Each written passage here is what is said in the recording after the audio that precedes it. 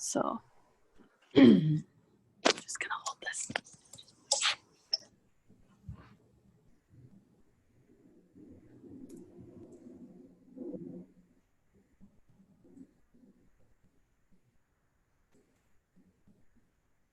Cool, and if everybody wants to go ahead and mute if they're not talking, that would be great. And I believe we're live. Can you?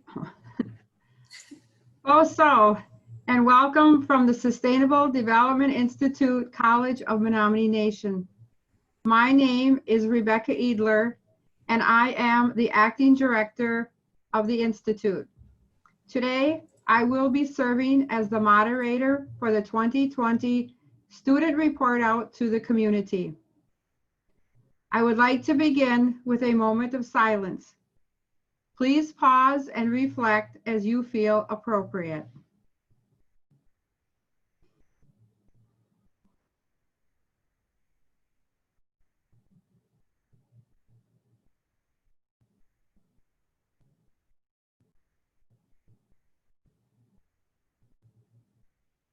Luann, thank you.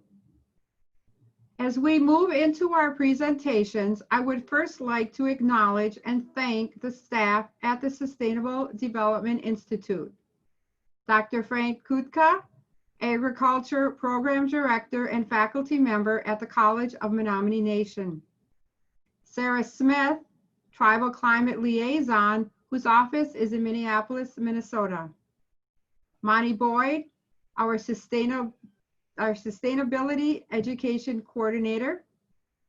Jasmine Niash, SDI Research Assistant, and our AmeriCorps Vista volunteer, Emma Ardington, who will also be presenting today. This year, COVID-19 presented its own set of obstacles. However, our students adjusted to the virtual environment imposed on them and carried out research, mentored high school students, and participated in our programs and projects. I am now honored to introduce our 2020 presenters so they can tell you about their research projects and share their experiences with you. At the end of each presentation, we will be addressing questions that you can place in the chat box on your screen.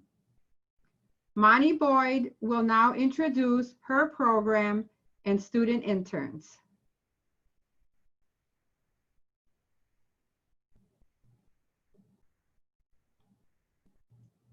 Monty, you have to unmute.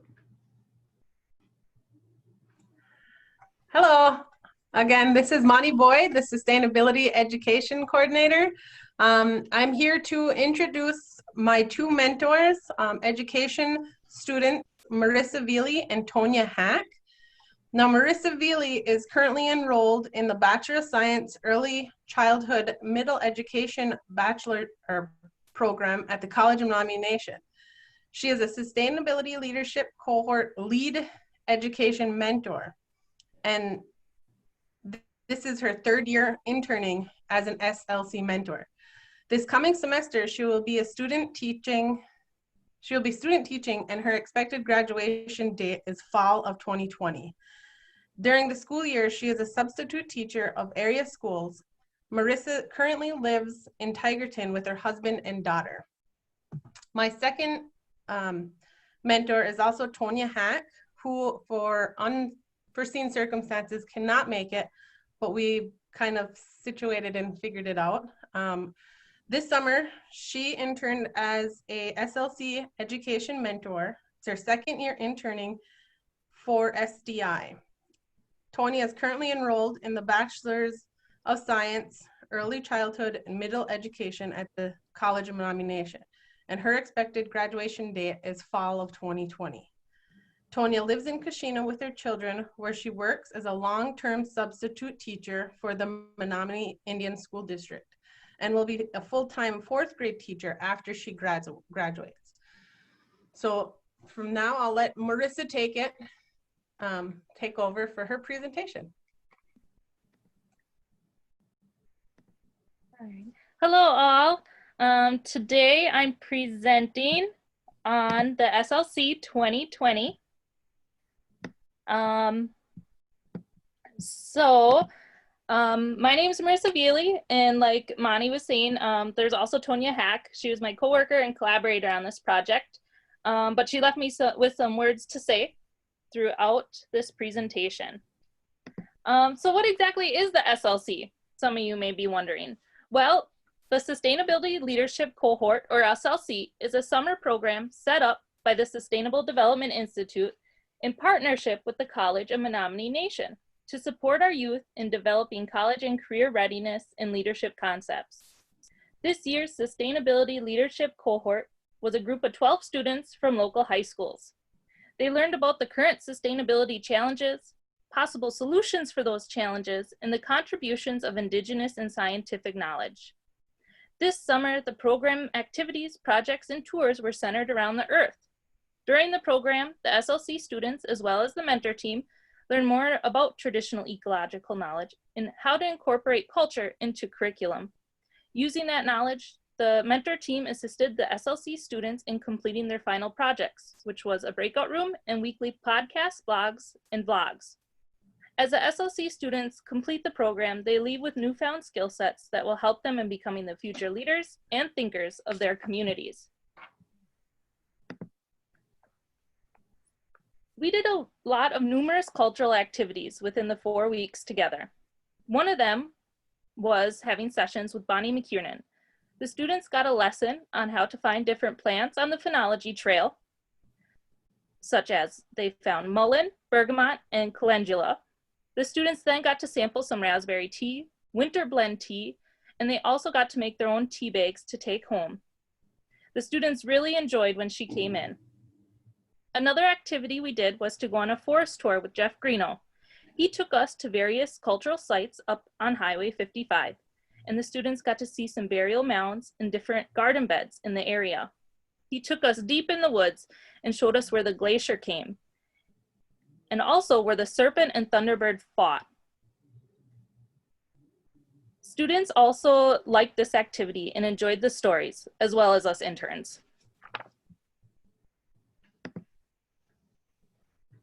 So we did many STEM activities throughout the summer with the students. So STEM is an acronym for Science, Technology, Education, or Science, Technology, Engineering, and Math. We kicked off our first week with the students by having them work on various activities such as creating blackout poetry, and they created CD mazes, to name a few. We were lucky to have Jamie Patton from the UW system to come and talk to us multiple times about gardening, composting, vermicomposting, and soil, and do various activities to go along with them. For example, the students got to do soil testing. The students were also able to go work in the SDI garden with Adam, Brandon, and Allison to learn more about their project this summer.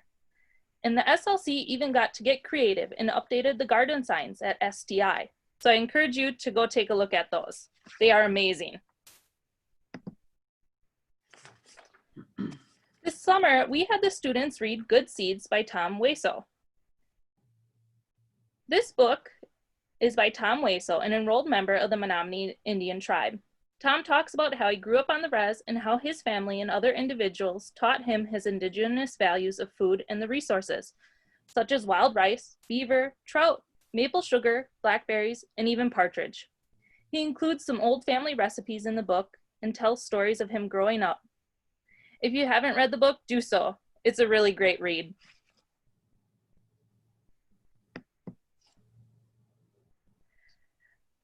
One of the main focuses this summer was leadership and how we could get these students to become the future leaders and thinkers of our community. They got to experience leadership firsthand by practicing out at Minneconaugham. One of the activities they got to do out there was to debate and try to come up with a resolution. The students debated on why they couldn't bead their graduation caps.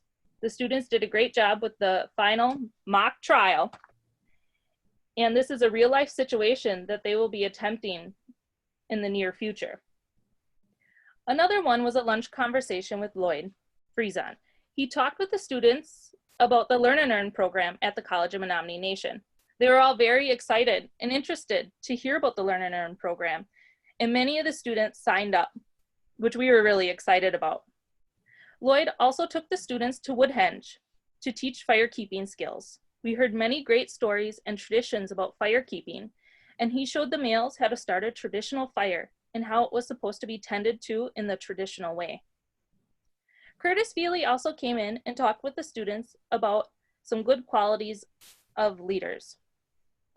He also had different leadership activities or group activities, and one was with Bob, a 140-pound stuffed dummy or person.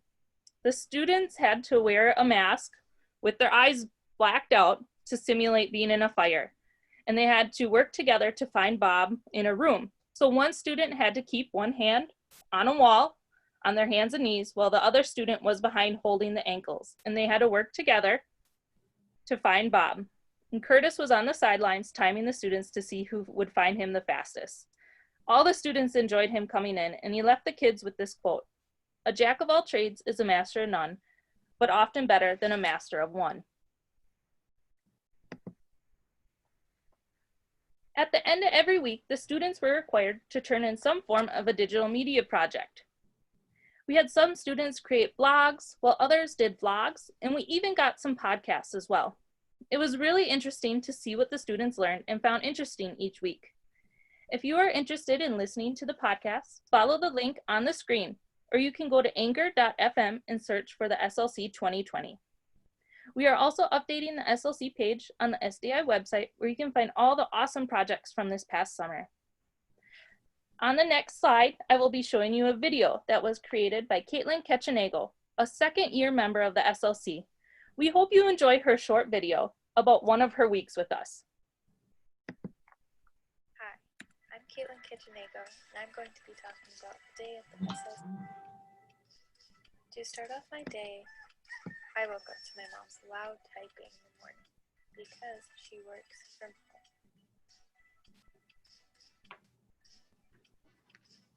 Then I decided to get ready and take a shower and brush my teeth.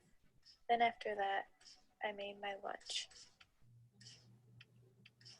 I made a peanut butter and jelly sandwich with a fruit cup and some Pringles, which is my favorite. When I was done getting ready, I then waited for Riley, which she was taking forever. Riley finally then picked me up, and then we were on our way on the road, and we got stopped by construction. Then we got to the college. Bonnie's coming in today so we can make winter tea blend, which consists of mullein, peppermint, and bergamot. We had to mush them up and then put them in little tiny tea bags. After putting them in the tea bags, then we had to take an iron and seal them shut. Then I got to try some raspberry tea, which was my favorite part. And that's all I have for today. Thank you. Bye.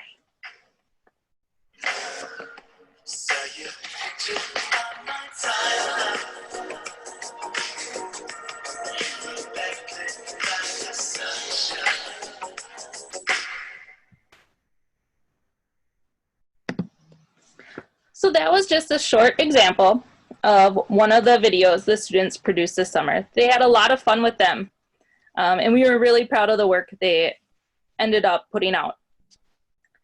So one part of the program of the SLC includes creating some type of lesson that can be shared with younger children and the community. Well, this year we decided to do something different and to create our own escape room or breakout room. An escape room is a game in which a team of players cooperatively discover clues, solve puzzles, and accomplish tasks in one or more rooms in order to progress and accomplish a specific goal in a limited amount of time. We split the SLC up into groups to create 2 separate games. One team wanted to focus their escape room on the Menominee clan system, while the other focused on the forest and the medicines you can get from it. Now, I don't want to spoil the project, so you'll just have to wait until they get finished and published. We are still working on finishing them up, but they will be posted on Breakout EDU and the SDI website, so you can expect to see them within the next month or so. I wanted to quickly go back and look at year 1, 2, and 3, since I've been a part of each year with the SLC. There's been amazing growth the past 3 years. Year 1 started with about 10 students in the program. Daily attendance averaged 5 students throughout the summer, and we struggled with participation. Year 2 started with 24 students, and daily attendance was averaged 18 students throughout the summer.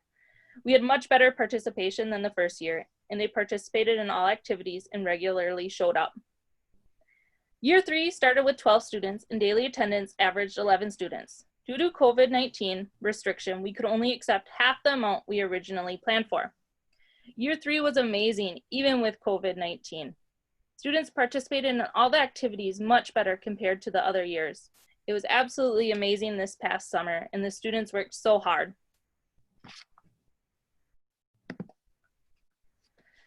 Knowledge gain. Tony and I both have learned a great deal this past summer. Teaching in this pandemic has given us a good idea what we will be going into this fall, as we are both student teaching. We also have a better idea how to incorporate culture into the curriculum, since we have learned so many cultural pieces throughout the summer. Tony and I have also learned to become more proficient in digital media and technology, since we had to help students create their own projects each week. We wanted to give a big shout out to all those that assisted with the SLC this summer. It was not easy with COVID, but we overcame and made the summer a great one for our students. We could not have done it without a group effort, and we are grateful for all of the collaboration and assistance we have received for this program. So up on the screen are a few of the people we'd like to say thank you to. It's a big list. And now I'd like to answer any questions if anybody has any. Thank you for listening to my presentation.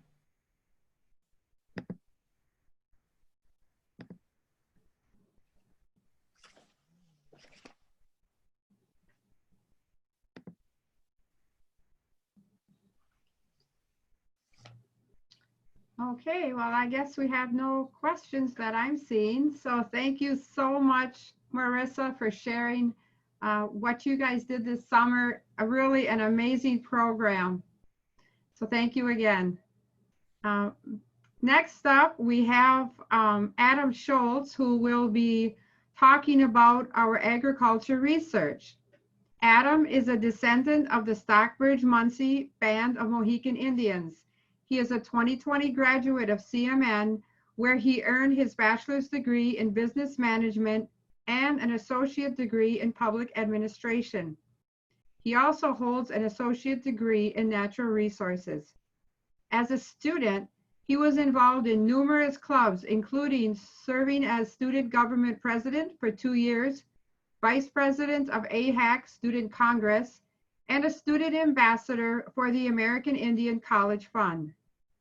Adam is now a proud alumni and continues to support the college, our students, and both the Menominee and Stockbridge tribal communities. Prior to this year, Adam spent the last 3 summers as an intern at the Sustainable Development Institute, devoting his time to agriculture research. Adam is a dedicated father to his 3 daughters. He likes to fish and hunt and spend times outdoors. Adam will now introduce the project and student interns. Well, man, thank you for that beautiful introduction, Rebecca. As Rebecca said, I've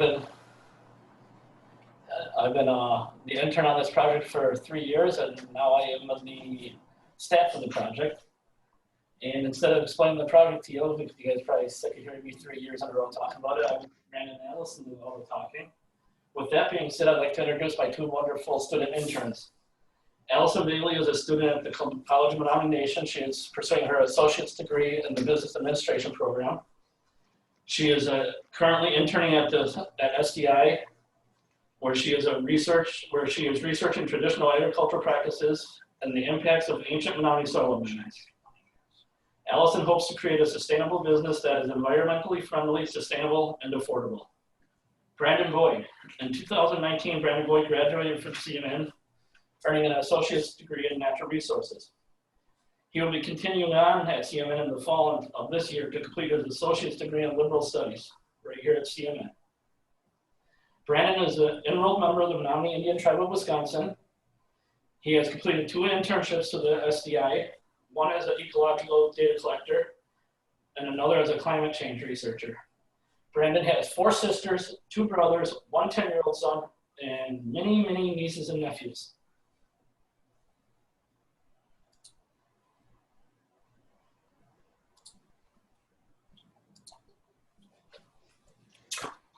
Okay, also Natana Wibakanak. Hello everybody, I'm Brandon Boyd and this is Allison Bailey. And this summer we were agricultural research interns here at the Sustainable Development Institute. And the name of our project is called Laying the Foundations.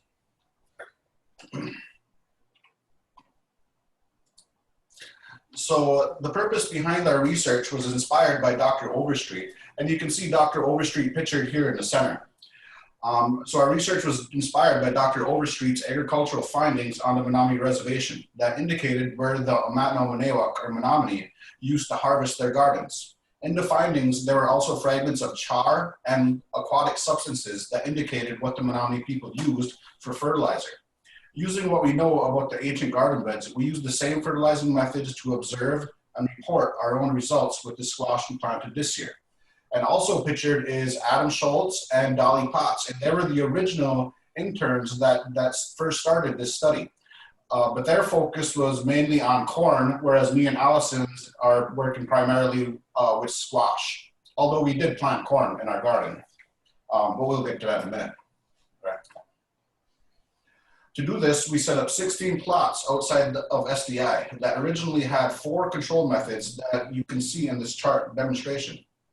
However, we also added a 5th plot, and that included the biochar and the fish emulsion combination, like the ancient garden beds had. The example on the right shows how each plot was designed and flagged according to color to help us differentiate between the results of each according to temperature and moisture levels and how well the squash reproduced. Okay. So in these images, you will see how we began our planting expedition by plowing through the weeds and removing whatever rocks and smaller weeds we could find in order to plant our corn and squash. So the picture on the left is us plowing. And actually this summer, we more than doubled our size of the garden at SDI. So we had a lot more plowing to do this year than any other year and a lot more picking weeds, which took up a tremendous amount of our time earlier this year. All right, so we planted the corn on May 27th, and you can see Dr. Frank Kutka and Adam gridding out the corn lines. And actually this year, even though we're not studying corn, we're observing it. And we had over 40 different strains of corn planted in our garden this year. And we had corn from all over the Americas, from South America, Middle and Central America, from the lower 48 states. And even we have some strains from Canada, you know, up right above Washington and Oregon, and a strain that's above Maine.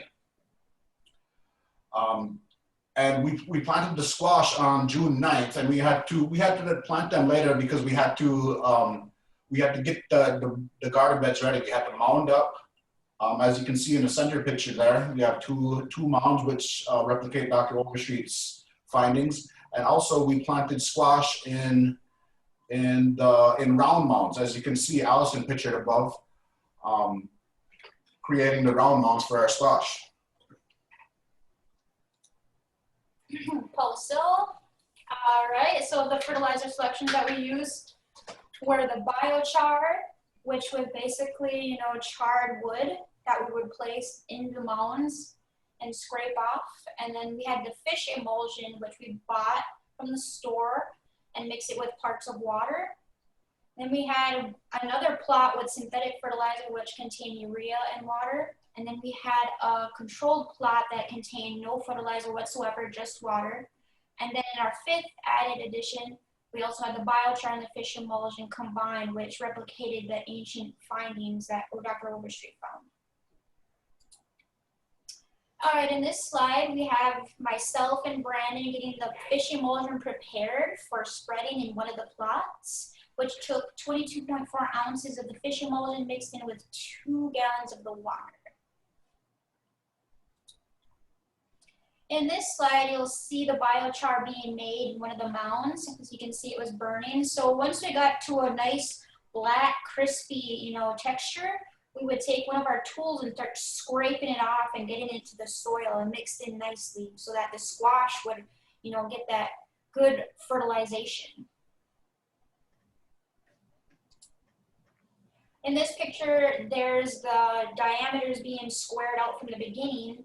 And in one of the plots that we were studying, we also had the synthetic fertilizer mixed in, which was called urea, which is a common fertilizer seen in a lot of farming companies around here. It was also mixed with water and spread into one of the pots. And then in the control method, we just basically watered with no fertilizer whatsoever. And the results from this, with the fish emulsion, we had a great significant result from that. And then we had the urea, which also produced significant results. The control method, there was moderate results, but not as good as the fish emulsion. Okay, and another thing that we did this summer is we hand pollinated the corn. And like I said, we had over 40 different strains of corn. And basically each row that we had was a different strain. So from each row, we'd identify five plants that we want to pollinate.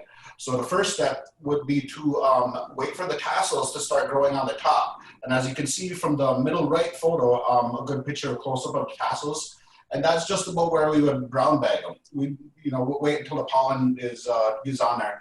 So we put the brown bag over the tassels and close it up tightly with the paper clip. And then we would identify the ear shoots on the plants also. So then we put them in a white bag, as you can see pictured. And then we'd watch them for the next few days, next week, to wait till the silk starts to show through the white bag. And then we would take, then when we would see the silk in the white bag, we'd go back to the top of the tassels. We'd gently bend over the tassels. We'd shake out as much pollen into the bag as we could, take it off.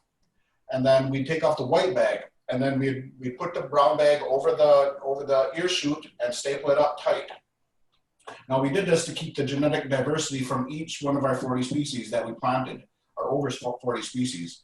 And I think 3 to 5, I think we got 3 to 5 on it just because some of them blew off or for whatever reason, but we pollinated 3 to 5 per row. And we also pollinated the squash. Now the squash, we had 2 different varieties in our garden. The first one would be a acorn squash, which it looks like kind of a round, smaller green pumpkin at this point. But that's not the focus of our study. We used the acorn squash as kind of a barrier row through each of one of our research plots. Our main focus was on the Menominee squash, the yellow squash, as you can see here, pictured here. Now the upper left-hand photo this would be a male flower. Now we would clip them off with a clothespin before it blossoms, and also with the female. But you can tell this one is a male because right below the flower part would be a fruit, a squash. You would see it. It's kind of round and white when it begins. But we would clip both of them off, the male and the female, and then we'd go back the next day. We'd take off the male end of the flower. We'd pluck it right off the plant, and then we gently take off the petals, leaving only the pollen rod. And then we would go to the female, take the clothespin off, gently open up the petals, and we'd insert the pollen rod inside the female.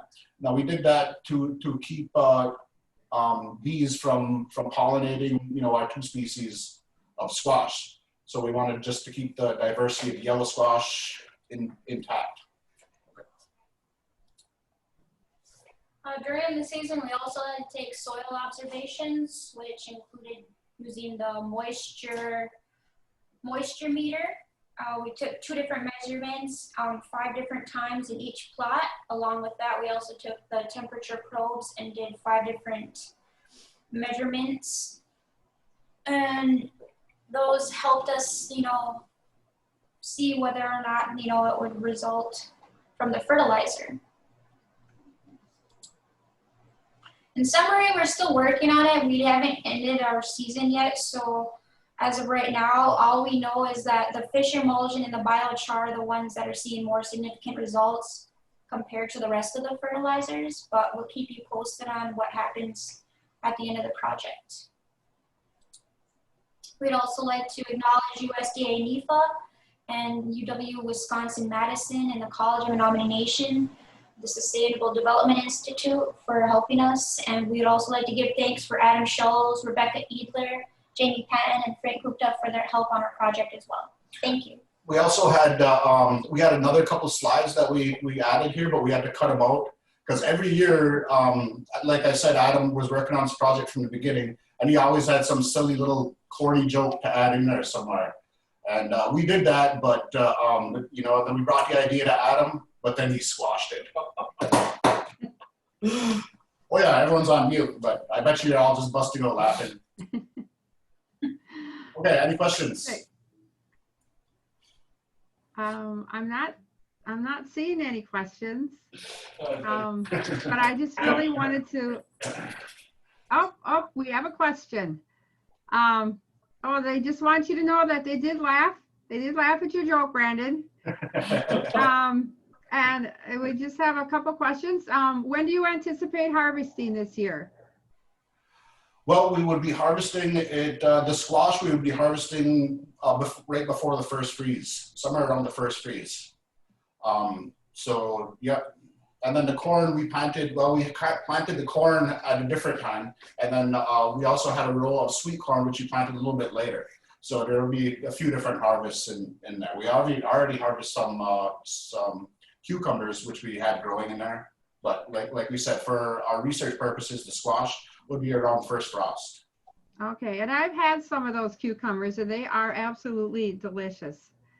Like Allison, that's Allison's. Yeah. One more question is, how do your results match up to previous year's data? And are you seeing the same performance for the different amendments? Well, for previous years, like we said, this is the first year that we're doing the squash. So this is the first baseline data for our squash research. But how it adds up with the previous year's findings is that what Allison touched on earlier is that we found that the fish emulsion and the biochar grew a lot better than the control or the urea plots. And that's the same findings that previous interns had for the corn study. But that's what we're seeing generally across each one of our 16 different plots is, yeah, the fish emulsion and the biochar. Right, Allison? Thank you. And thank you, Brandon and Allison and Adam, for your amazing work. I know you're really doing a lot to move forward the tribe's food sovereignty initiative. So well went to all of you. Thank you. Thank you. Next up, I would like to introduce Ron Bowen. In 2014, Ron was a crew leader for the Measuring the Pulse project when the initial forest census was completed. He has returned with us to oversee the 2020 recensus. Ron is a graduate of the University of Rhode Island with a political science major and a minor in history. He is an enrolled member of the Menominee Indian Tribe of Wisconsin and lives on the Menominee Indian Reservation in Kashina. Ron will now introduce the project and his student intern.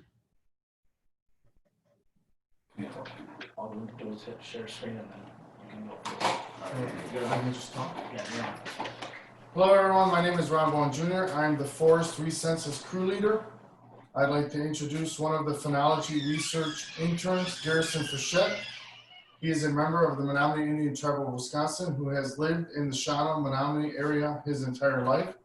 He graduated high school in 2018 and now attends Haskell Indian Nations University, where he is pursuing an associate's degree in natural science and an undergraduate in environmental science. He will present the work being done on the forest recensus.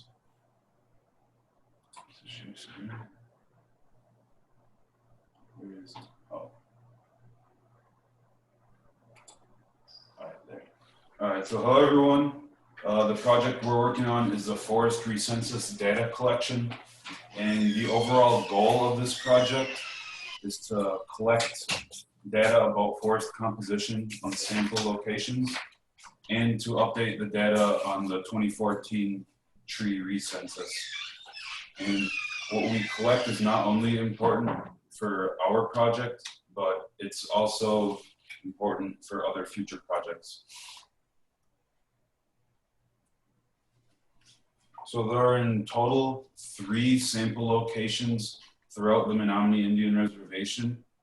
MTE and SDI chose the main 2, Plot A and Plot B, which are located in the northern region of the reservation. And the CMN training plot is located right here in the CMN campus. And you guys aren't sharing the presentation. What? Sorry, guys. Can you hit share screen? Yeah.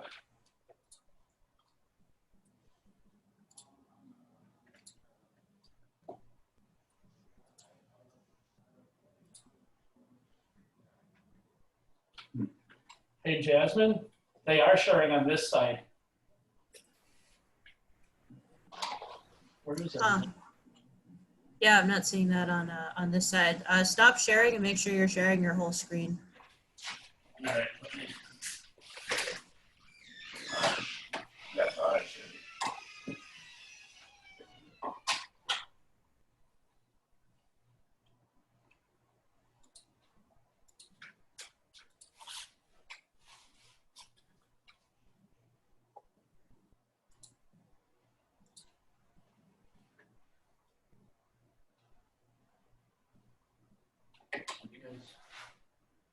I'm not seeing anything on the Zoom screen at all, Jasmine.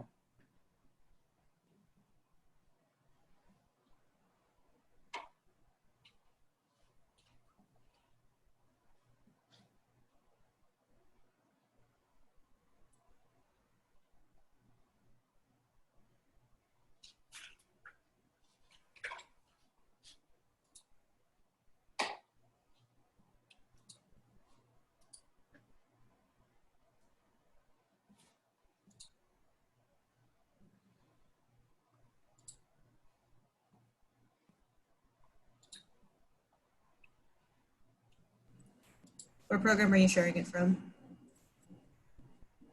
He's in Zoom, but even the Zoom screen now doesn't show anything except for his presentation up on it. Yeah, I know, but what are you sharing it from? Is it from a browser window or is it from? It's PowerPoint. Okay. Yeah, again, just make sure that you're sharing the whole screen. Yeah, but when I go back into the Zoom, it doesn't give me that option to share anything. All it says is the word Zoom now. Are you maximized on there? Click on your picture of the window. Should we maybe go to the next presentation while you work this out? Yeah. Yeah, I think that's a good idea.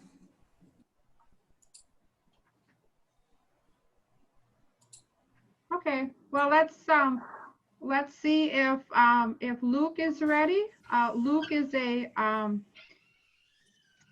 lead researcher for a collaborative project between the College of Menominee Nation and the University of Minnesota and the U.S. Forest Service.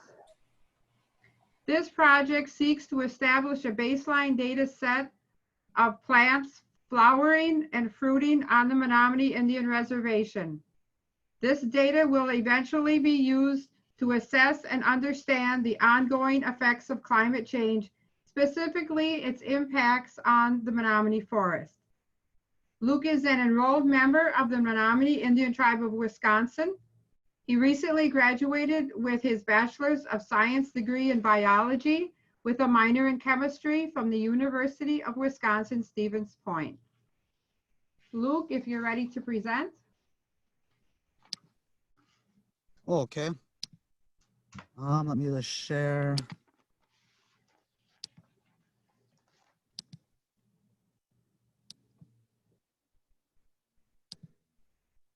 Does it look like my screen is being shared? Oh, yes, I can see it. Okay. So hi everybody, my name is Luke Perez and I'm here to talk about taking the pulse of the forest through phenology and indicator plant species. Rebecca made the points about my life pretty well, so I don't think I need to cover this slide. Climate change is usually studied on a macro scale. We hear about the worldwide effects of climate change, such as the loss of certain keystone species, large flora and fauna, such as whales and polar bears. However, the impacts of climate change are rarely studied much closer to home, specifically the Menominee Reservation. And that is the goal of this project, to study the impacts of climate change on the plant life on the Menominee Reservation. Now, this project is part of a multi-year study of which we are currently in the 4th year. The overall goal of this project is to establish a baseline data set, which we will then use to observe any trends that may be present in the data, which we will ultimately use to try and see what impacts climate change may in fact be having on local plants. Now, this data set is obtained through the phenology of local indicator plant species, as well as temperature data that we collect through the iButton device pictured on the right. Now, phenology is simply the study of life cycles. And in this case, we are looking at whether or not the plants we are following presented buds, flowers, or fruit at specific times of the year. And indicator plant species simply means that these species are highly sensitive to local environmental change, and as a result, act as a sort of litmus test for what is currently going on in the Menominee Forest before hardier plants or even tree species are impacted by climate change. Now, we have observed many trends over the 3 years that I have been here, and I would like to talk about one of those trends. Before I do that, I would like to show you guys the specific plants that we actually follow on the plot. Now, for the following slides, I have the pictures of the plants, their common name, their scientific name, as well as any interesting fact that I thought would be pertinent to this presentation. On the left, we have wild leek, scientific name Allium trichocum, and interestingly, it is actually threatened in Canada as well as the Northeast United States. In the middle, we have Canada mayflower, scientific name Myanthemum canadense, and most of these plants are in fact clones of each other, and they form an actual little clone pile most often in the forest. On the right, we have wood nettle, scientific name Laportia canadensis, and it is actually very nutritious, though you must cook it beforehand. On the right, or left, I'm sorry, we have Indian cucumber root, scientific name, Mediola virginiana. And this plant is actually endangered in Illinois and Florida. In the middle, we have two-leaf mitrewort, also known as Mitella diphylla.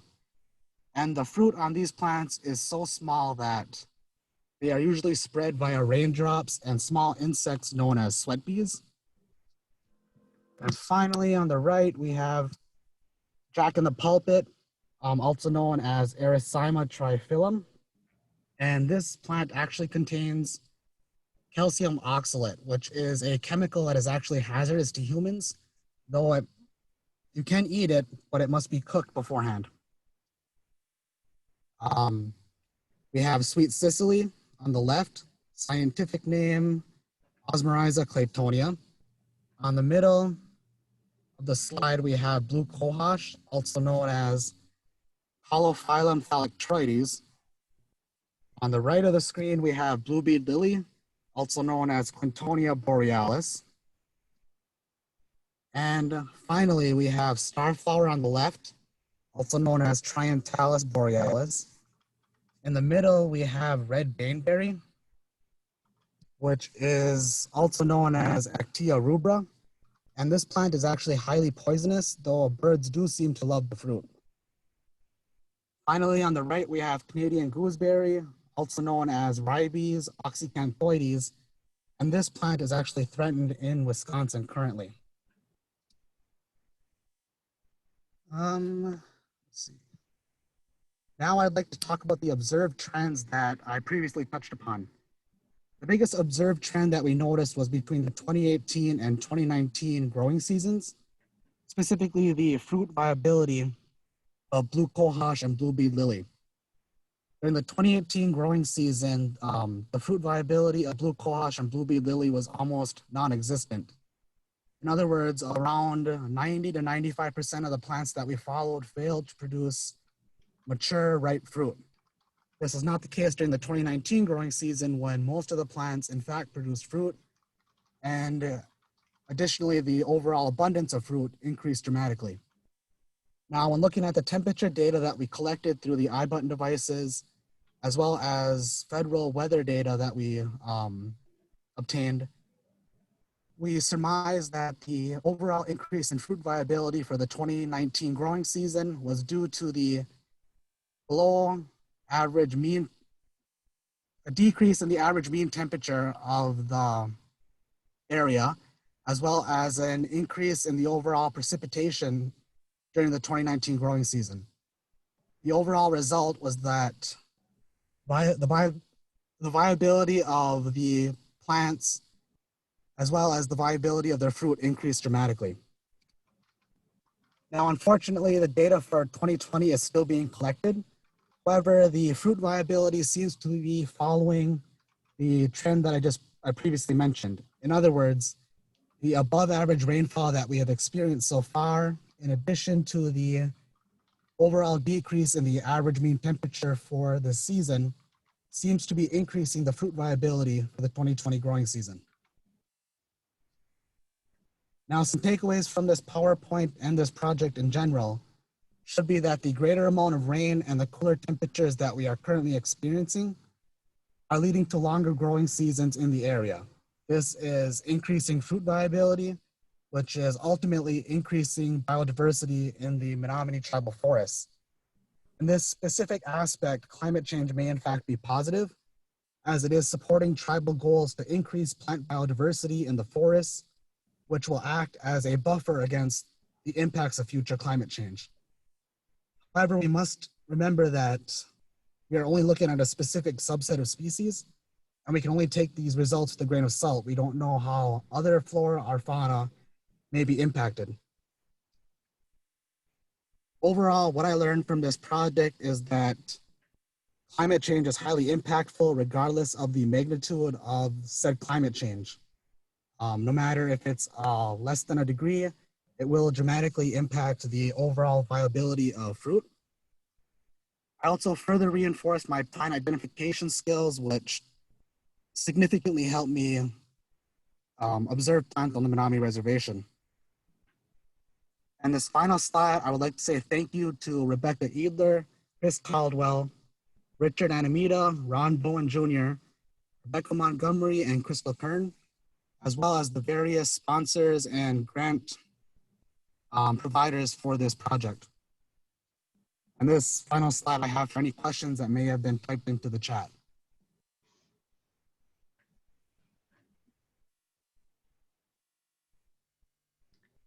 Well, Luke, at the time, I don't see any questions, and I really would like to thank you for your dedication to this project and your work. And I know this was a hot year, and with the mosquitoes out in the forest, and your team was amazing. And with that, I'd also like to thank Charissa Fish, or Greeno Fish, who is not able to present today. But thanks again, Luke. You did an awesome job. Thank you. I now would like to go back to the presentation that Garrison has for us.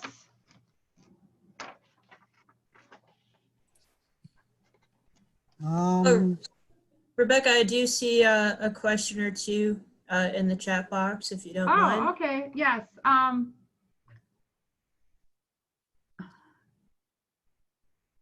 There's a question here asking, why did you choose the species to observe that you are observing?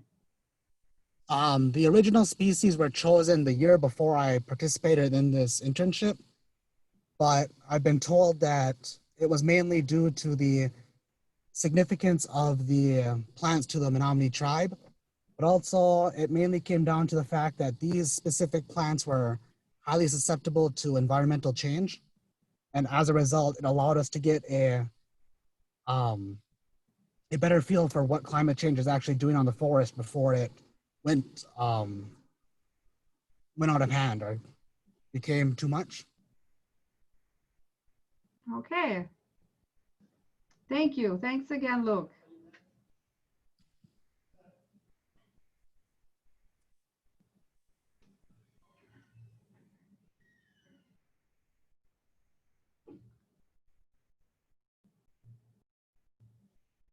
I think we're ready now for our next presenter, going back to Garrison.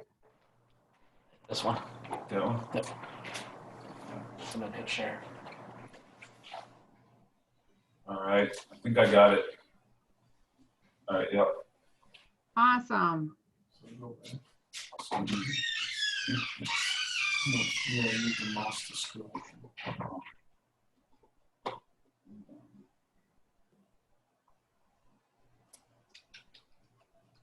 it's not working.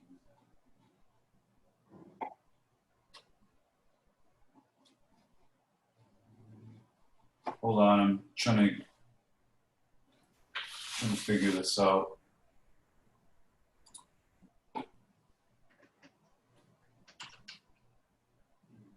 All right, I think I got it.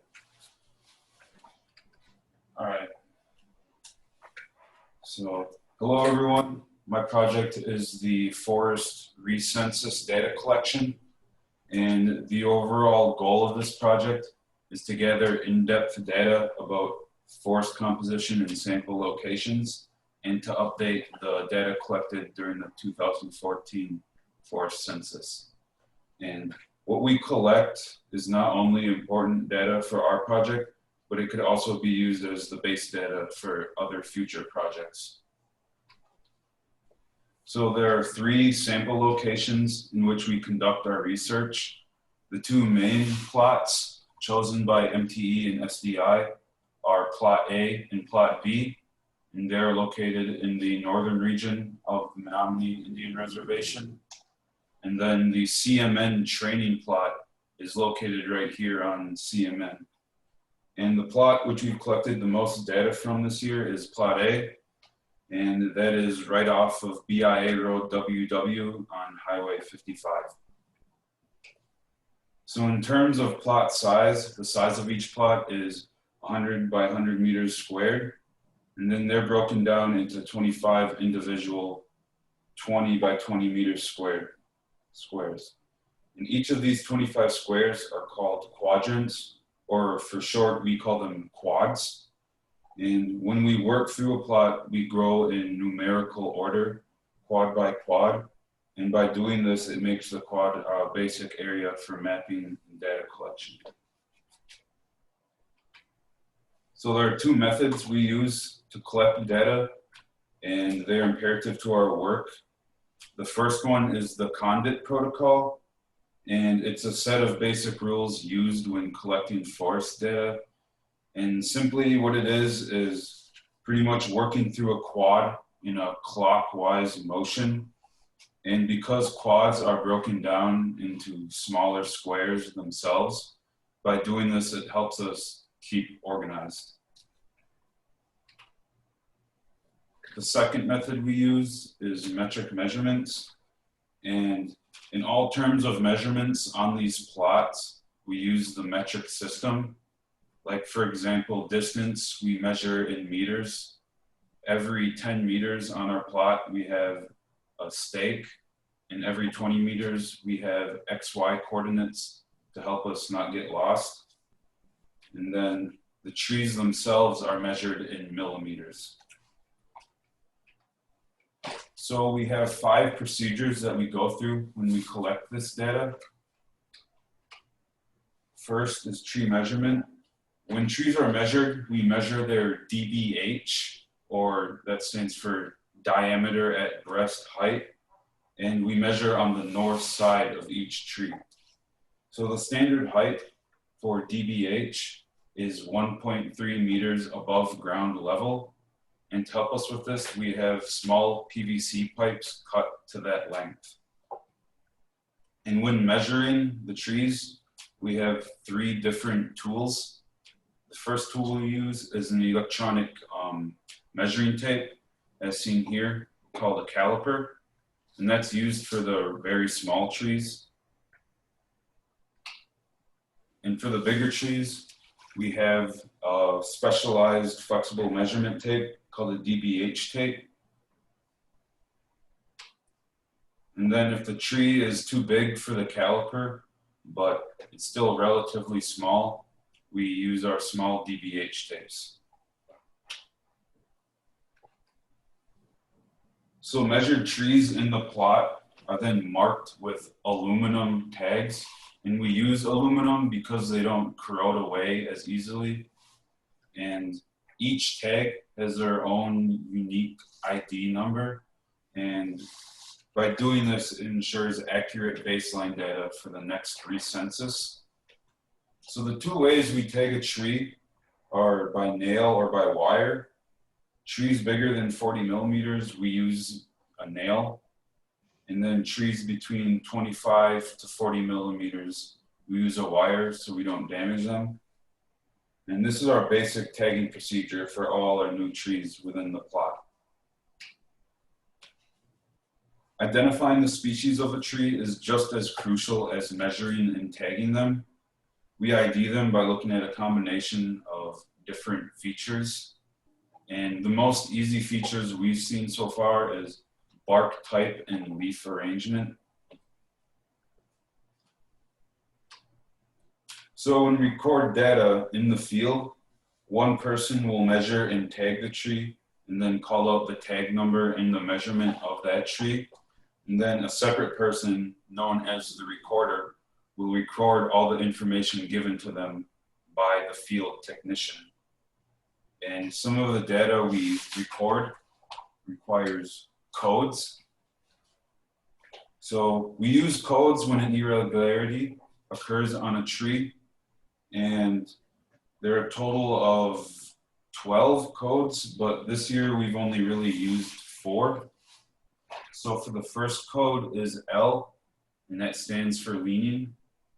And we'll use this code anytime a tree is leaning greater than 45 degrees, and the stem is still intact to the ground, and the tree is still visibly alive.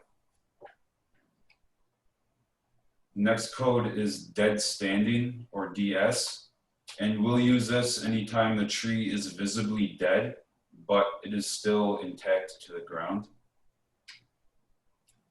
And then the next code is DC, which stands for dead stem fallen. And this is used anytime the tree is visibly dead, but the stem is not intact to the ground.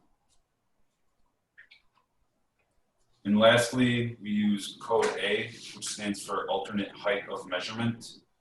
And we use this when we have to take a different measurement that isn't at breast height on the tree. And this will usually happen if there's an irregularity, like a branch or a growth on the tree, as you can see in here. And these are the basic codes we use. So the last procedure we go through is mapping. And earlier I discussed how plots are divided into quads. So each quad is divided into 4 individual squares. And those squares are 10 by 10 meters, making a whole quad 20 meters squared. And then each 10 by 10 meter square is then further divided into even 4 more squares, which are 5 meters. And when preparing these squads, or these quads, we run them with string, and then this string will further divide them into 4 triangles. So it's a lot to grasp, but it's a really complicated process we go through. And then using this layout, the locations of those tagged trees are then plotted onto map pages. Then earlier I discussed the Condit protocol, which talked about working in a clockwise motion. So when we plot, we'll go through each quad in a clockwise motion. So we'll say we're on this quad. We'll start in the bottom left square, and on that square, we'll start in the bottom left square of that. And we'll start in the western triangle and move up to the north triangle, east triangle, and south triangle. And then we'll go up to the bottom top one, or the top left one, and then we'll move in the clockwise motion like that. And then that's the basic process we go through each quad. So the plot that we collected the most data from this year is plot A, which had a total of 11 species of trees. And as you can see from the graph, the two most common species we found were beech and sugar maple, which combined made up 737 of the 951 trees we found. And hemlock was the tree species which in terms of size had bigger trees. The biggest tree in our plot was a hemlock with a diameter of 1,012 millimeters. So the data we collect can be used for future projects like sugar maple youth programs, or more so the recensus that'll be done in 6 years.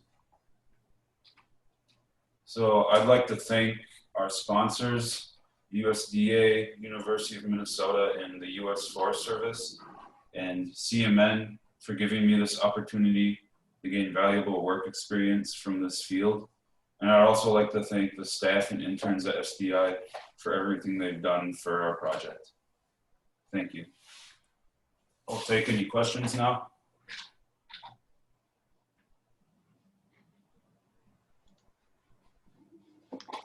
Yes, I have a question here for you. Kate is saying she's working on a tree ID video for K-12 audiences. What would you recommend for tree IDs? Tree IDs, like,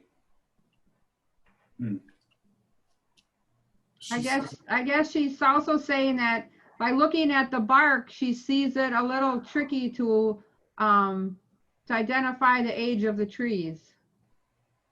We mostly use that just to identify like what kind of tree they are. And a lot of it, we use the leaf shape.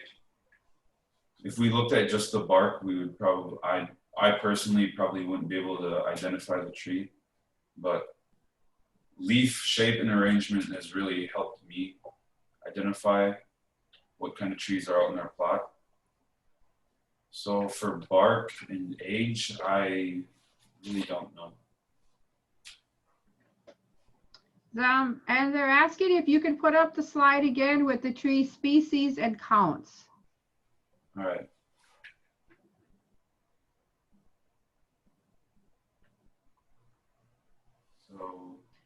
So yeah, to remember that this is from just one of our 3 forest plots, plot A, and it's a 1 hectare area where this amount of trees was found. And look at the variety of trees in that one area. Truly an amazing results when you're looking at the Menominee Forest. So thank you everyone for looking at my slide. And thank you Garrison for presenting, and especially thank you for joining us at CMN to be a student intern with us. I know you are a student at Haskell, and I keep trying to get you to take a few classes here with us. But again, thank you so much for your work and for joining us. Yep, thank you. Moving on to our next presenter, Actually, I'm wondering if Angela Newton is on.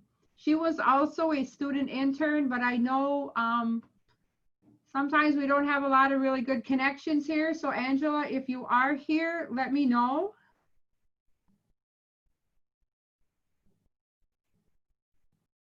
Well, hearing none from Angela, I want to say Angela was a student intern with us.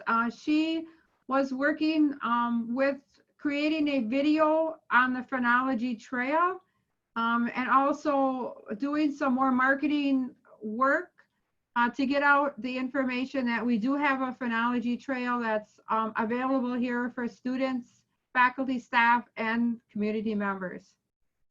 If anyone wants more information on that, you can certainly contact me. So up next, we have Emma Ardington. Emma is the newest AmeriCorps Vista at the College of Menominee Nation Sustainable Development Institute. Emma received her BS from the University of Georgia, where she worked as a research assistant and then senior lab assistant for the Department of Crop and Soil Sciences Lab. She has interned she has interned for the Environmental Protection Bureau within the New York office of the Attorney General, exploring public health and environmental legal issues related to climate change, environmental pollution, and sustainable infrastructure. As a Vista with SDI, she learned more about environmental planning, community development, and indigenous approaches to sustainability within the Menominee culture. So Emma, if you're ready, we are. All right, hi everyone. Let me share my screen real quick. Hopefully there's no weird sound issues.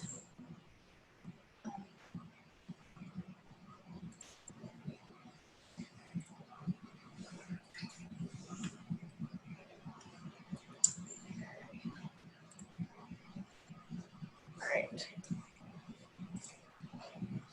So like Rebecca said, my name is Emma Ardington.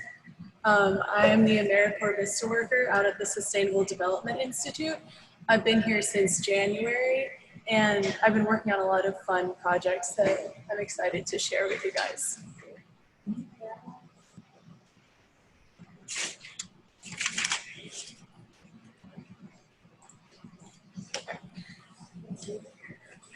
So just a outline of what I'm going to be touching on in this presentation.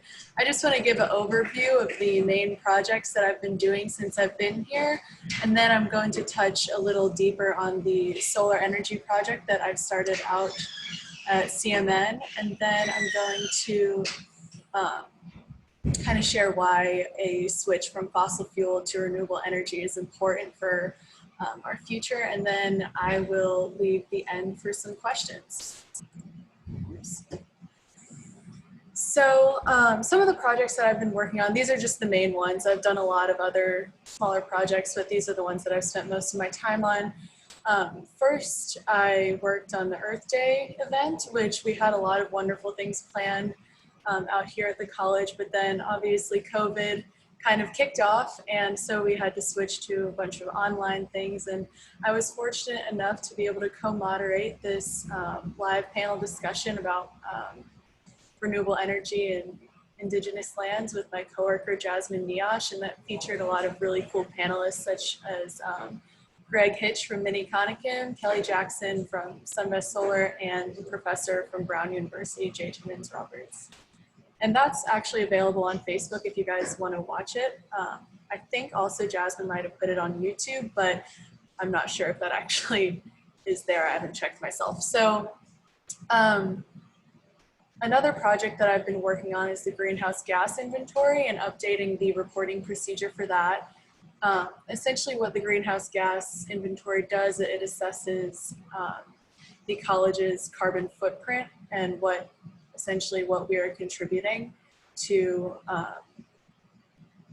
greenhouse gas emissions and stuff like that. So a bunch of the data that I needed to collect was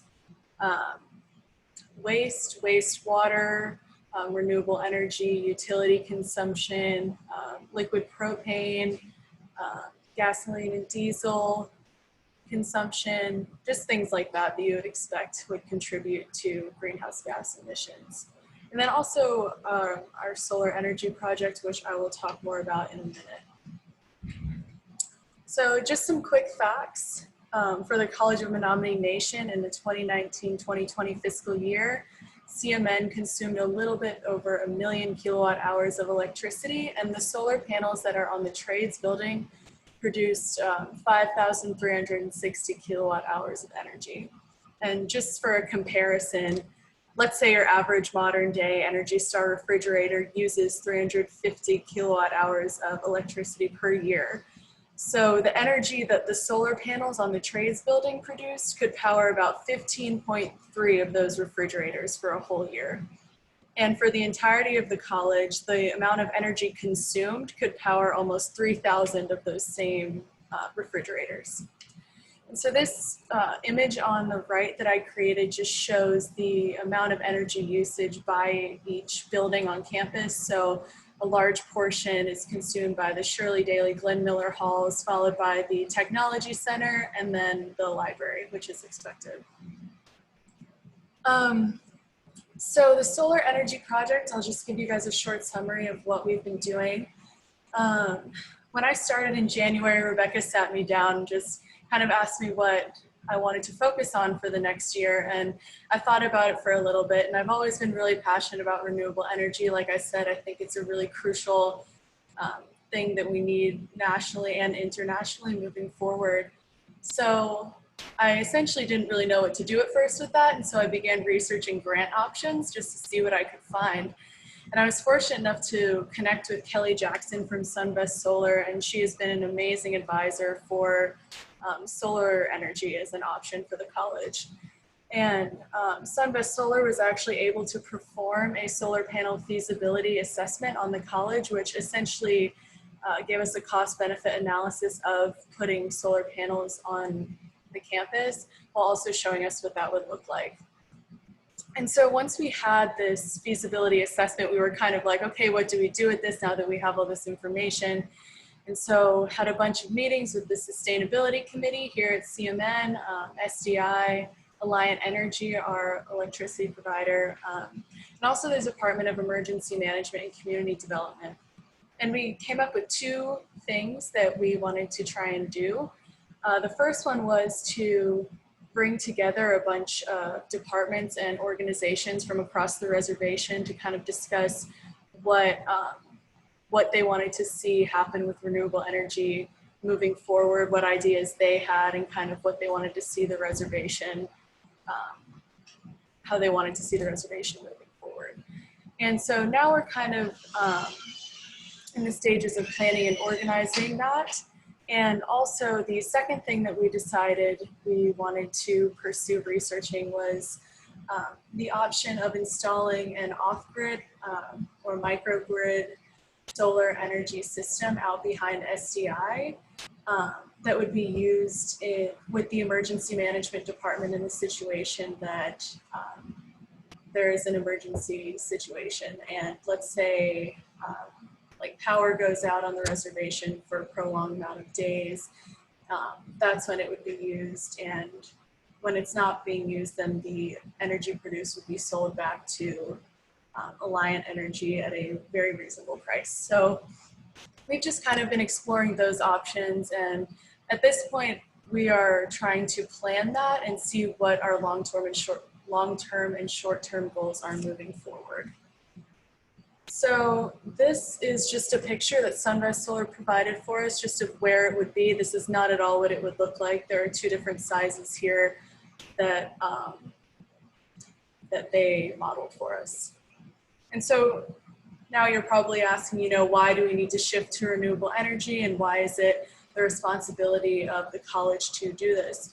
And essentially it's not the responsibility of the college or the tribe to shift to renewable energy. I mean, there are much bigger players here that have a much larger carbon footprint on the earth than the tribe does. But because it does incorporate a lot of the different branches of the Menominee theoretical model of sustainability, we decided that it would be a good step moving forward just to look into and see what we were capable of accomplishing.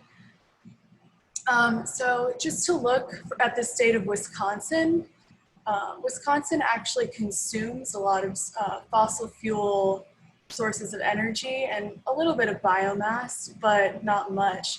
But Wisconsin actually produces substantially more nuclear, biofuel, and other kinds of renewable energy compared to essentially no fossil fuel products. And just to recognize the scale as well, you see that about 140, 135 trillion British thermal units are produced compared to the 550 to 600 trillion that are consumed. And in 2019, coal power in Wisconsin dropped to less than 50% of their net electricity generation, and natural gas actually grew substantially. And for renewable energy, this has grown to about 8% of Wisconsin's net utility scale electricity generation. So just to notice some of the trends on a statewide basis. So I'm just going to explain very briefly why fossil fuel energy, the pros and cons associated with that. Just going to talk about coal energy and hydraulic fracturing, which is a way of extracting natural gas from the rock bed.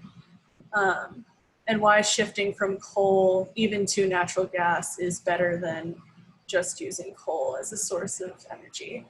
So coal releases a lot of carbon dioxide into the atmosphere and methane during its mining process, which contributes to the greenhouse gas effect, further exacerbating climate change impacts. It also releases a lot of sulfates and nitrous oxides into the atmosphere, which can produce acid rain, which has a lot of impacts on ecosystems and plants and animals, and also humans and building structures within the area. Coal burning also releases a lot of heavy metals into the atmosphere, which has impacts on human and animal health. And not to mention, it's obviously a non-renewable energy source that needs to be extracted from or mined. So switching from coal to hydraulic fracturing in some regions of the country has actually improved air quality. But still, the process of hydraulic fracturing actually releases a lot of methane and natural gas into groundwater, into ecosystems surrounding the area, and even into the atmosphere as well. If you've ever seen the movie Gasland, it's on YouTube, available for free, I'm pretty sure. It really dives into the bad things associated with fracking. It's a really good watch. Jasmine actually told me to watch it, and she was right, it was really informative. So along with these chemicals being released into the surrounding environment, fracking also uses a lot of water, which can create droughts in some regions. And obviously wastewater is produced, which is mixed with sand and chemicals, which is a whole nother process to store and recover in and of itself. And also can destroy land in some regions that you're trying to extract these things from the earth, while also causing earthquakes in some region. And obviously there are some pros associated with using fossil fuel energy, because or else we wouldn't be doing it in such a widespread way. First and foremost, it's very inexpensive comparatively, and it also has uses beyond being just used for electricity production, such as being used in pharmaceuticals and labs. And it also enhances our national energy sovereignty, essentially reducing our reliance on foreign sources of oil. And so renewable energy, switching to alternative forms of energy other than fossil fuels is essential for the sustainability of our planet in the future, because like I showed you before, there are a lot of cons associated with fossil fuel energy. So I'm just going to talk briefly about hydroelectric power, which harnesses the energy from moving water into electricity. Solar energy takes the energy from the sun and converts that to electricity. Wind turbines take energy from the wind. and convert that. And then we have biofuels, which essentially refers to animal products and plant products. And so generally speaking, these forms of energy can limit waste, reduce our greenhouse gas emissions. They are renewable, so they are readily abundant. Even biofuels, because you have to grow these crops and raise these animals every year, it is considered readily abundant and therefore a form of renewable energy. And renewable energy also creates a lot of jobs as well, while also decreasing pollution and enhancing local and national energy sovereignty. And specifically for hydropower, it can provide flood control in some regions, and biofuel can defer waste from being put into landfills. And like all good things, there are also some cons associated with using renewable energy, such as a high upfront cost to build these structures, the impacts of producing these structures as well, such as using these minerals and chemicals to produce these structures. There's also a potential for habitat destruction. Using wind energy, you've got birds and other animals that could pose a hazard. This could pose a hazard too.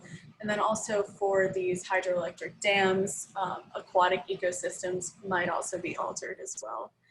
And then with biofuels, you have the issues associated with large-scale industrial agriculture, such as water usage, fertilizers, pesticides, soil degradation, and also a pressure on food availability as well.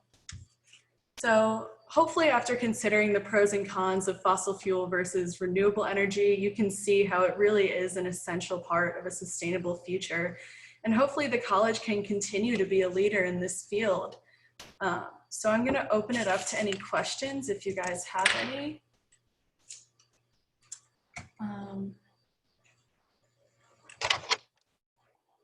Unmute. So yes, we do have a couple of questions. The first one is, do you have any idea what is inhibiting Wisconsin? They just blew me. From being more renewable? It's inhibiting Wisconsin. Like I said, there are a lot of high costs associated with installing renewable energy and things like that. And although the government has been increasing funds for renewable energy projects, that seems to be one of the biggest hindrances for installing renewable energy. So that's what I'm assuming. I don't know for sure, but that's just what I can tell. All right. And the second one is, do you know if the Trays building runs completely off of the solar panels? It does not.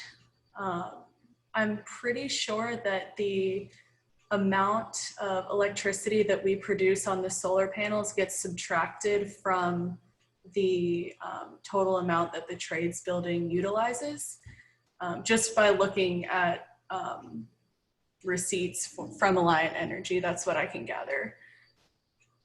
So, yeah. Yes, well, thank you, Emma. We are so blessed to have you as our AmeriCorps Vista worker. You're doing an amazing job and just a pleasure to work with. So thank you again. Yeah, thank you guys. Next up, I would like to introduce the CMM Business and Technology faculty member, Nathan Fergeen.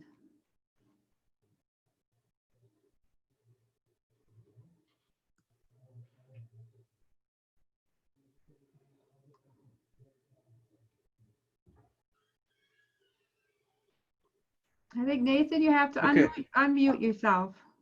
You got me now, right? Can you hear me? Yes, now we do. Up? Yeah. All right. Good afternoon, everyone. Excellent work everyone has done here so far today. I'm just so impressed. Today, what you'll be seeing from the interns here is work done with the Visualizing Forest Futures Project, VIF for short. These workers here started as research experience undergraduates, and now they are actually graduates. So congratulations to Nick and Jacob here. I'll give them a better introduction here in a second, but we've been working on this for a few years.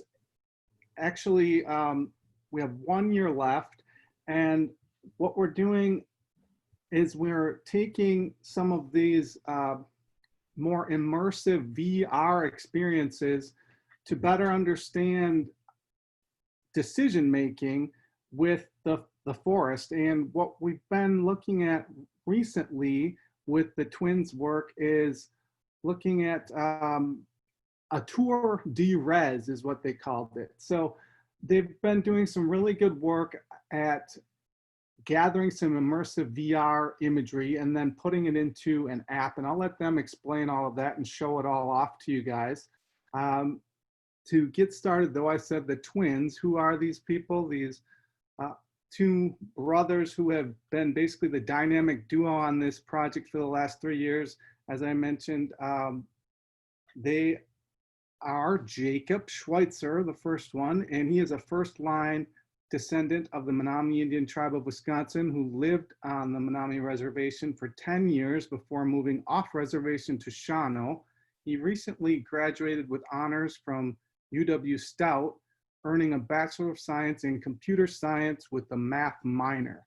So our indigenous computer scientist here, and this is the third summer that Jacob's worked on the BIF project, as I mentioned, and we have 1 more year left, which is still open for more research experience undergraduates over this next year. So we're recruiting digital media students to continue the work that this summer set up. So Jacob and Nick set this up. Nicholas Schweitzer returns here also for the 3rd time. And he's a former member of the SDI leadership cohort, which Jacob was also. Also, obviously, the first descendant of the Menominee tribe of Wisconsin. Nicholas was raised on the reservation, but moved to Shawano before starting middle school. He just graduated with honors from the University of Wisconsin-Stout, earning a degree in entertainment, concentrating on comics and sequential arts, as well as a minor in English writing and literature. So for the BIF project, he is helping bringing all these graphics that are just completely immersive and just beautiful into this programming interface, which Jacob really took all the code knowledge that he had and created a great app using the new, well, not new, but the Unity engine, which has been around for quite a long time.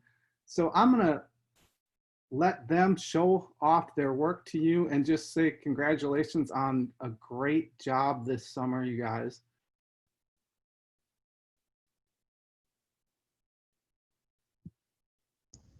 Thank you, Nathan, for that awesome introduction. Let me quick set up the presentation. Can everybody see that? Cool.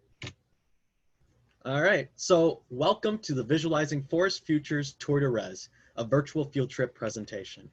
As Nathan so eloquently put, my name is Jacob Schweitzer. I will be one of the presenters today along with my brother, Nicholas Schweitzer. Just to give a bit of background on ourselves, yes, we both recently graduated from the University of Wisconsin-Stout. I got a BS in computer science, so that leads me to be the programmer on this project. I also worked on the audio and video recording for the locations in the app, as well as, especially in this year, user interface design for the app. Yep, and for my graduation, I graduated with a degree in entertainment design, which can mean anything. It's specifically for comics and sequential arts, so this is technically a sequential arts, as I like to call it. So for this part of the project, I worked as mainly the audio and video editor. I also helped create assets using that art degree a little bit. I helped create a map that you'll see on the next slide. And then I also worked as the cameraman and microphone operator. All right, so just to give a general overview of our project, the Visualizing Forest Futures project is a joint venture between the College of Menominee Nation and Penn State University. Their primary goal is to investigate how climate change will impact the forests in northeastern Wisconsin, specifically the Menominee Reservation and the Nicolet National Forest. Yep. So that's the overarching goal of the project. For our part of the project, we really had two goals. One was to finish the 2019 tornado app. So this is the application that we made last year with the previous cohort. And for that, if you guys saw it last year, it was as far as a demo. We brought it on home and we got it filled out, and you'll see that on the slide ahead. And then for the second part, we decided to create a new app that took video and audio footage around the res with important cultural sites, just to like get it in there. But we'll explain more on that later in a couple of slides. Yeah. So to hop to the 2019 tornado app, if you remember, this app was all about the tornado that went through the reservation in the Nicolet National Forest in 2007. Good news, it's completed. Last year, as Nick said, we had a demo with only one site where you could see the plants that were in each location. So if you remember, we had a site within the tornado scar and outside the tornado scar to show the different growth of plants and trees and all that stuff growing in those locations. So now we have all 4 sites set up. So now that's complete, we're looking for a way to distribute it to people. Right now it's uploaded to the Visualizing Forest Futures Google Drive, but we're looking to connect with Penn State and get it uploaded to their GitHub server. Yeah, so that's pretty much where the 2019 app is at. So to move on to 2020. So the 2020 app, as mentioned, is a virtual field trip app. It was inspired by some feedback that we got the previous years based on the apps that we had before.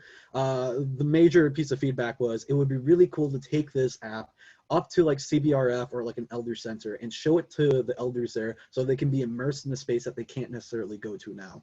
And the second part of it is an aspect of the Menominee model sustainability, specifically the human perception, activity, and behavioral aspect.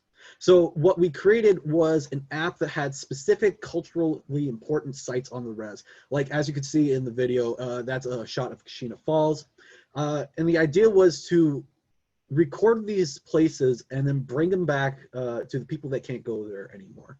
So basically the elders, urban Native Americans that are unable to come back here, just pretty much anyone that can't see these sites in person. So for that, we just went out and we got like, what it says 19 there, but I think we got like 21 pieces of film. Mm-hmm. So yeah, so that's pretty much what the app is. Yeah. So like Nathan said, the goal for this year's app is to eventually hand it off to his digital media students. A lot of the digital media students will be coming in and not having a lot of programming experience. So it was my job to essentially build in the Unity game engine a sort of interface that allows non-programmers to make their own version of this app, which was a lot easier than I thought it was going to be. Yeah, so with the digital media students able to add their own sites, their own audio, and anything else that they want to add into it, they will hopefully be able to take this app and interview either elders or somebody who's like really connected with like one of the locations they film at and interview them. Mm-hmm. One of the goals for the VIF project is to understand how the people of the Menominee Reservation view the forest. What areas are considered a forest to them, what areas are not considered a forest to them, just to get essentially their perceptions of the forest. So hopefully that will be accomplished by interviewing people with this application for the Oculus Go. Yeah, so that's basically it. We just want to give a special thanks to our National Science Foundation award number. Without that, we wouldn't be able to do any of this. But especially, we want to thank our mother, Lila Schweitzer, and our grandmother, Rosalind Wapus. With their help, we were able to go to the locations on the reservation because either we forgot where they were or they were down a road that only Menominee members could get through. Yep. So yeah, it was very nice of them. We'd also like to thank the CMN team, Nathan Fergine, Jasmine Niash, Desiree Wilbur. Because of you guys gave us opportunity and access to things that help us get through the app, like getting us permission to do it, getting what's the word I'm looking for? It's devices in order to get the footage, and then also helping us get a new Oculus Quest headset that we can put this on. Yeah. We'd also like to thank the Penn State team, Erica Smithwick, Alex Klippel, Jiawei Hong, and Jan Walgren. You guys really helped me out programmatically as being someone to talk to, being somebody to review my code, and also give me any feedback on it as to making sure that it was good for non-programmers to access. Yep.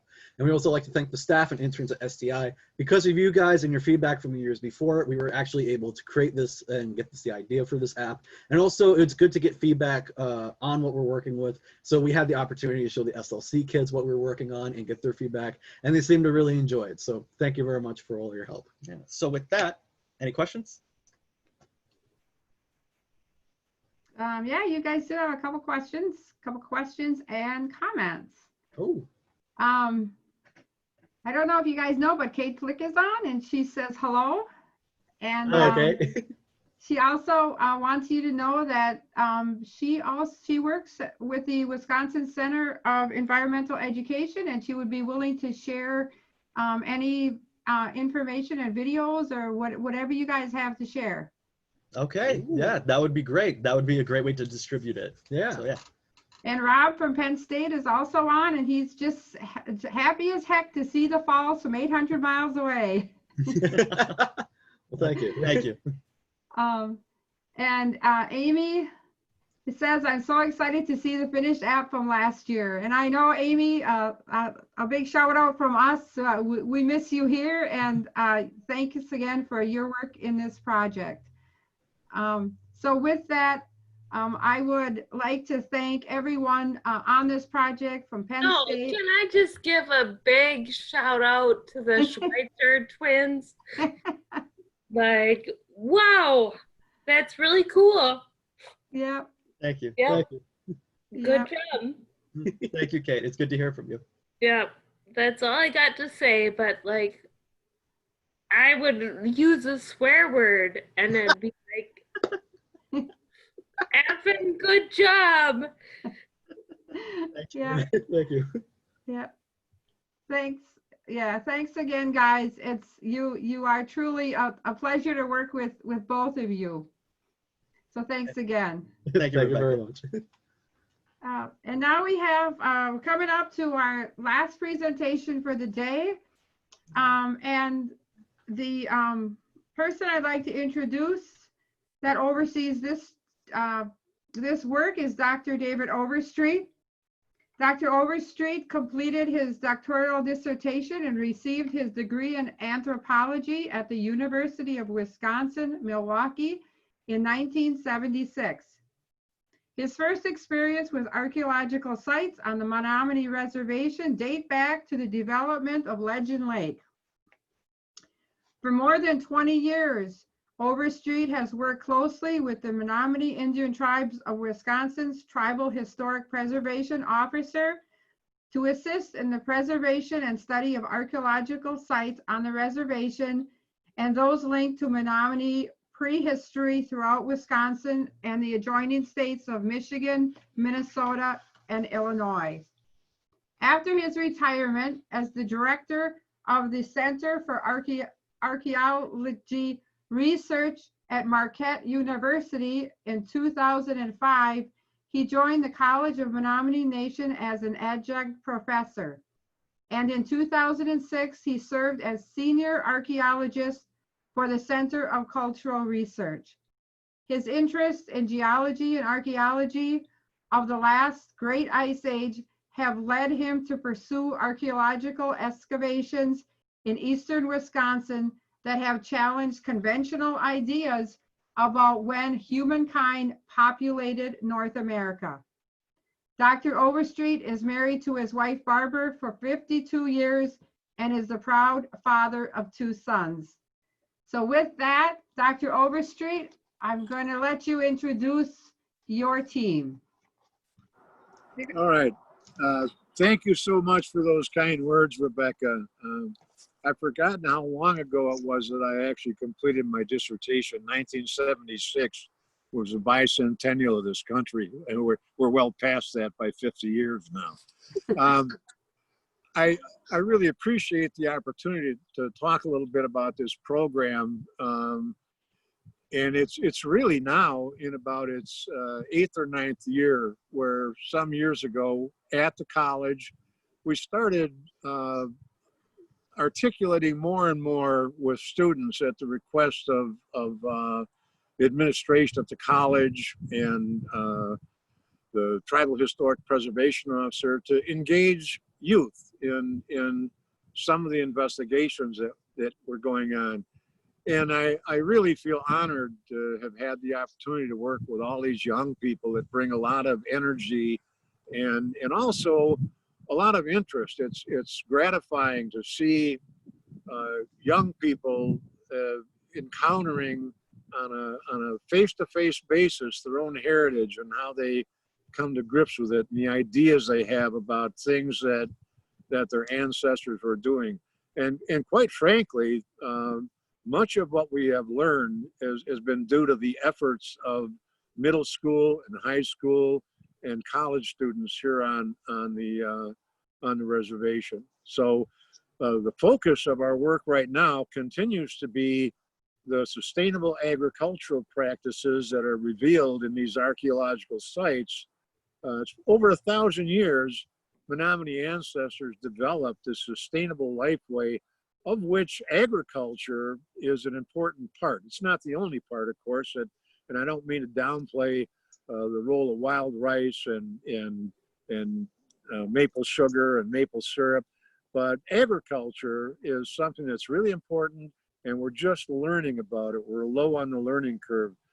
Today, I'm fortunate to have with us our 3 interns through SDI, Morgan Fish, who is actually with us on his 2nd year. Previously, he was part of a program known as the Youth Heritage Group that was set up for high school students. And Jaden has done the same thing. Jaden Peters, who is one of our interns this year, worked with us as a high school student last year on that program. And Joseph Greeno, who has joined us for the first time this year. And I'm gonna let them talk a little bit to you about the activities that they've pursued and what they have done, their processes out there in the forest working on these sites. So with that, I'm gonna let Morgan take over and tell you what he's been doing for his internship. Hello, I'm Morgan Fish. I'm from the Menominee Reservation, and I've been a part of the program, like Dr. O said, for the last 2 years. First summer was, last summer was part of Youth Heritage, and then this summer I'm working with the SDI interns. And I know we've been working on at the 5 Island site this past year, summer for last 6 weeks, and we've been working on the garden beds, and the garden beds is our main focus this summer, and we're trying to gather all the info about the soil and the walls and everything about how our ancestors gardened thousands of years ago, and that's the main information we're trying to get is from that site. And it looks a lot like the site back here, but obviously it's a little more modernized, but it's a mock of how it would look back then. And it's the raised agricultural fields. That's what our soil walls are looking at right now, and we're really getting into the mapping about it.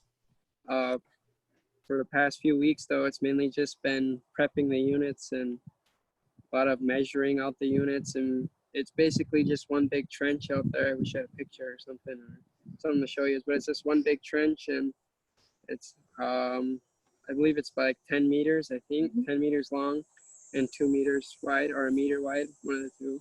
And we dug down to about 40 centimeters below surface level. And it's just mainly the soil that we're trying to look at. And right now we're like, getting, we're getting the mapping mainly done is what we're getting done. But I know it started with, what would you say, 20 centimeters. That's what we're going, 20 centimeters below. That's what we're doing at first. Then it was the next 20. But throughout the program, we found a lot of artifacts within those, but it's mainly don't really need them. It's just mainly the soil, but we found like pottery sherds, rim sherds, calcine bone, plates, I don't know, lots of artifacts, but it kind of ticks off Dr. O a little bit when we find those type of things, because it really takes them off course a little bit, and it's not something we're really intentionally trying to find, but it's pretty nice to find them because it gives you a good feeling when you do, like, as a Menominee enrolled member. It makes you feel feel good about it, because I'm like the first person to ever come across that piece of pottery since it's been down there. And I don't know, it's a pretty nice feeling. I'm gonna pass it over to Jada now to talk about her experience in the program. Hello, my name is Jaden Peters. I am from the Menominee tribe, and I'm enrolled Menominee. So at the beginning of the program, we focused on setting up the units, where we were going to do it. Dr. O and Monet showed us how the garden beds looked, so we knew like what we were dealing with. And once we got it all mapped out, whatever, like what we're gonna do, we started excavating, and everyone takes the trowels, and we just dig slowly. And a lot of the artifacts that we come across are, like Morgan said, rim sherds, pot sherds, that type of stuff. Calcine. Why are rim sherds important? Calcine bone. Rim sherds are really important to find because it helps us date where the piece was in time, if that makes sense. So it helps us date to when they were there and what kind of, not equipment, but like the type of equipment or like technology, that type of the type of stuff they were using, and that helps us learn about how our ancestors lived, how they did things, and it's really rewarding to help find out our own heritage and help us learn how they lived coming from Menominees, if that makes sense. Mm-hmm. Now I'll pass it over to Joe Greenham. Hi, my name is Joe, and I don't really have much to add, but I would like to say it's a really fun program and really nice people. I don't know what else to say. Covered basically everything.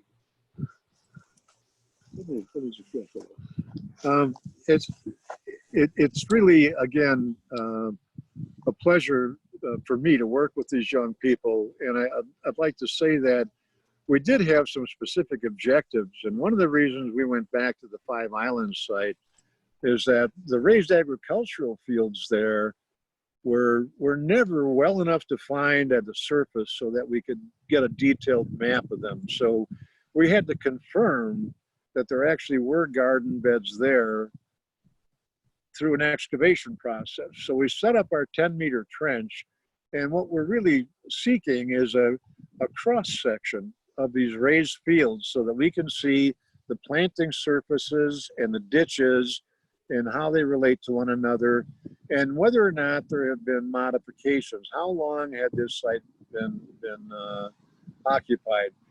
It doesn't seem as though the garden beds at the Five Islands site are as busy in terms of the number of artifacts found there and reworking of those fields. So this site will come down as one that we can compare with other sites that we've worked at over the years, like the Joe Dick Road site and Big Eddy West site and Waykay Creek and others that have these raised fields. So we're really generating some meaningful scientific data. It's been difficult this year because of the pandemic, and I want to have a special shout out for Monet Warrington, who every morning records temperatures and asks the participants every day, what are your symptoms? Are you feverish? Are you coughing? Do you have any of these symptoms we should be concerned about? And whenever we're inside a building, of course, we mask up as the incident command team has requested that we do. we're fortunate that outside in the forest, we're able to keep social distancing to make sure that we stay safe. So we've stretched our units out so people are far enough apart that the likelihood of communication is very low. So be happy to entertain any questions that anyone might have. Thank you so much. Well, thank you, Dr. Overstreet, for all your fine work too. Just have a comment from Kate Flick. Just wants to thank you for all your work, and she hopes you're doing well. And, I'm invincible. And I would like to know where to get one of those shirts you have on. This was this was something that was produced by the Ho Chunk, Oh. a site in Madison that was an effigy mound surviving on a pedestal in a gravel pit, and the people who owned the gravel pit were trying to get permission from the state burial board to excavate that last remaining effigy mound. So this T-shirt was one of those that was set up for the protest and trying to convince the state authorities not to provide permission to destroy that last mound. I'm pleased that we were successful, and it's still out there atop this pedestal of gravel surrounded by a great big hole. Nice. Yes, very nice. Yeah, so again, thank you. It's so nice to see the young people, the high school students coming up. Thank you, Monet, for all your work. I know you're very dedicated to this project as well. So I see no other questions. So again, I just would like to thank all of the presenters today for your amazing presentations. I'd like to thank our partners that work side by side with us, our funders who provide the support and financial backing, and of course, the Menominee Indian Tribe of Wisconsin and our community members.